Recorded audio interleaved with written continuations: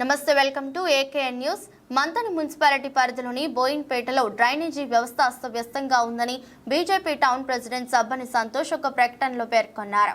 బోయిన్పేటలో under drainage, open drainage కాలువలు పూర్తిగా చెత్తతో నిండిపోవడం వల్ల మురికి నీరు పల్లానికి ప్రవహించక డ్రైనేజీ నీరు రోడ్ల మీదకి వచ్చి ప్రవహిస్తున్నాయని, ట్యాంకుల నుండి ఉబికి వచ్చి రోడ్లపైన ప్రవహిస్తున్న దృశ్యాలు అడుగడుగునా దర్శనమిస్తున్నాయి.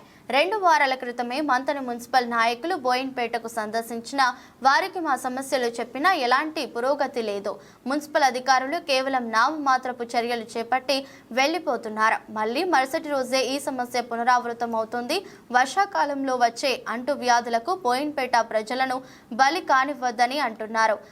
ప్రబలకుండ బ్లీచింగ్ వ్యవస్థ ప్రతి వార్డులో అమలు పరుస్తూ పెరిగిపోయిన దోమల నివారణకు తగు చర్యలు చేపట్టి చెత్త నిర్వహణ కొరకు సరైన కుండీలు ఏర్పాటు చేయించి వెంటనే మురికి కాలువల్లో పేరుకుపోయిన చెత్తను తొలగించి డ్రైనేజీ వ్యవస్థను మెరుగుపరచాలని ఆయన కోరారు.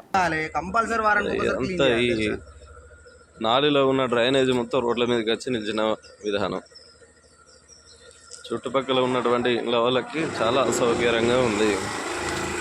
దీనివల్ల అనేక రోగాలు వచ్చే అవకాశం ఉంది. కాబట్టి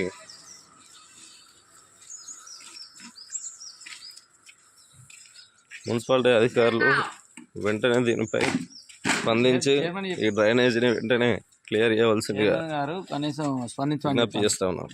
చైర్మన్ గారు స్పందించమని చెప్పాను.